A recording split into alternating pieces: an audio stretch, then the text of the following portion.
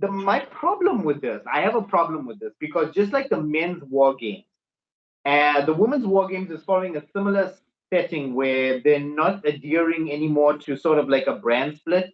Because if you look at it, on the men's side, Sammy and Bronson are from Raw, and so is Sammy, Seth, and Bronson are from Raw. Even Jay, and now they're joining the SmackDown feud.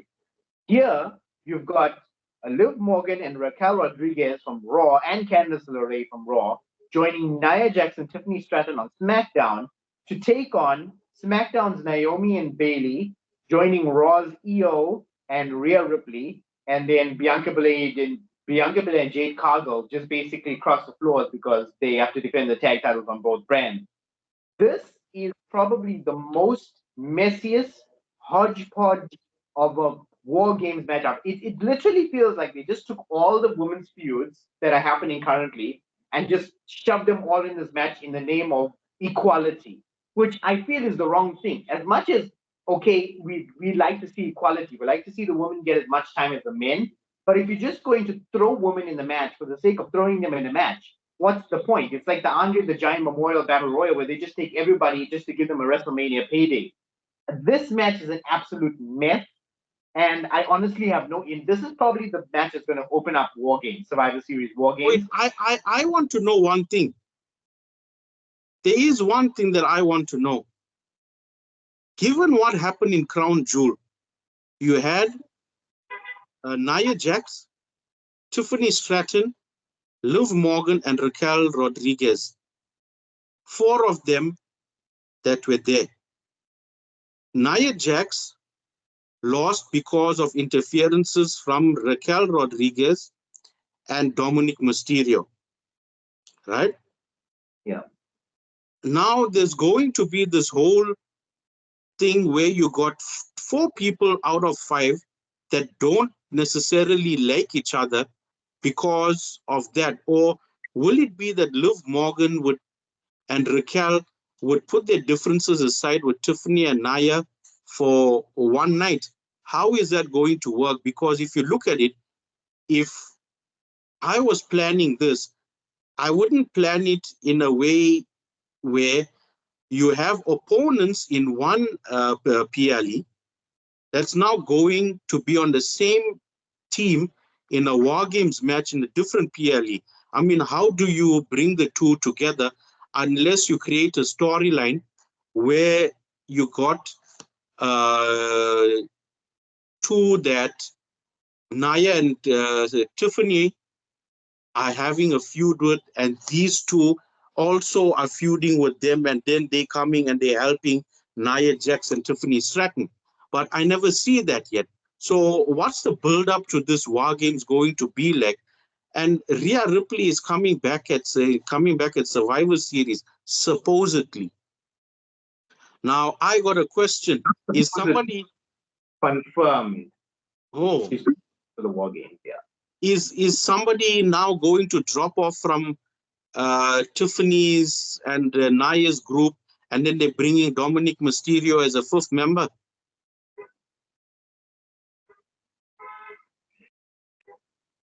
What do you mean they bring in as a 5th member? There's 5 people here. There's Nia, there's Tiffany, there's Liv, there's Raquel, and Candice. Candice LeRae has been involved with Nia Jax in the last few weeks during backstage segments. How you get that to mean that she's part of a team, I don't know. I don't think Candice LeRae is big enough of a star to have any draw power to be in this match, but apparently she is. And on the other side, you've got Naomi, Bailey, and then you got Io Sky in there, who is supposed to be a heel from Damage Control without Kairi Sane. She's on her own here joining these ladies. And then you've got Bianca and Jade. Okay, tag team makes sense. And then Rhea just comes in as a lone partner because Liv and Raquel are on this side. So that's what I'm trying to say. It's a hodgepodge. It makes no sense. This whole thing just looks like they just dumped all the heels on one team, dumped the faces on the other team, and said, right, make a match for the sake of equality. It does not correlate with anything. It's just like it's a cluster, you know what, in here. It makes I'll give them star power. Just like the men's War Games match, it's got star power to a certain degree, but the logicality does not match up in terms of storytelling. I mean, it will be a good match. Io Sky is in here for one spot and one spot only, and you and I both know what that is. Jeremy also knows what that spot The is. trash can jumping from the top. She's only in the match for that one spot. Naomi is going to be the spot monkey, no doubt. Bailey is going to be a good wrestler. Bianca and Jade and Rhea is going to go after Liv the whole time, and Raquel. And then, but I think, in a way, because Liv and Raquel and Nia and Tiffany are all healed, so logically they would be on the same team. But that does not mean that just because you're healed, you should be on the same team. And just a pay per view, just a month ago, you guys were fighting against each other on a pay per view for a ring on your finger, a diamond ring. So again, I think that unless they're planning to go back to the well with the Nia Liv thing, I don't see how they can work together as a unit here. It doesn't make sense to me. Look, it doesn't make sense to me as well, because at the end of the day, although we know that it's a scripted thing, but there has to be a storyline that takes you there. I mean, look at the Brothers Grimm, right? Hansel and Gretel didn't go witch hunting if the witch didn't catch them and lock them up in a bread house or a cookie house. You understand what I'm saying? Or we're looking like uh, the three bears didn't wonder about what happened to the porridge if Goldilocks didn't go and eat it. Yeah. You understand what I'm saying? Yeah. So everything needs to happen in segmentation. What I mean by that is segmentation. You see your finger has segments on it, right? Yeah. 3 segments makes up one finger. Right. If one segment is missing, then your finger is shorter than what it will be. So my point with that and with this reference is, think of this as your females war games match. How many segments are actually leading up towards a logical story that makes sense to us? Because right now what's happening with that is that you're taking a whole lot of valuable junk, putting it together, pushing it and telling us, this is your lucky packet. Open it, what you get is what you get. We can't do anything afterwards. It's ridiculous. But if I'm looking at which team is going to win, I got to go for the face team.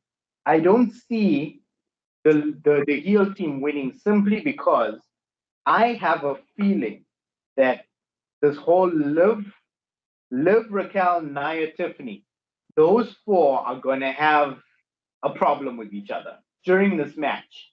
There's going to be some miscommunication, not to mention that Rhea is on the other side. And the personal issues between Rhea, Raquel, and Liv is going to take center stage in this match. And probably Nia and Tiffany are going to take exception to that because they might want help against their side of their side of the plate, which is Naomi, Bailey, and Io. And then of course you got Bianca and Jade in there, and it's weird. But with this whole thing, I brought up the point of Dominic Mysterio, right? He might be in there, get involved in that match at some point, at some stage. Now, you know, with Dominic Mysterio and what he's been doing recently, getting involved in females matches, you know what that reminds me of, or who that reminds me of? James Ellsworth? No, not necessarily. It reminds me of Santino Morella and Santina Morella. Do you think he's going to do a transvestite character? You might have, instead of Dominic Mysterio, you might have Dominique Mysterio. With a Q.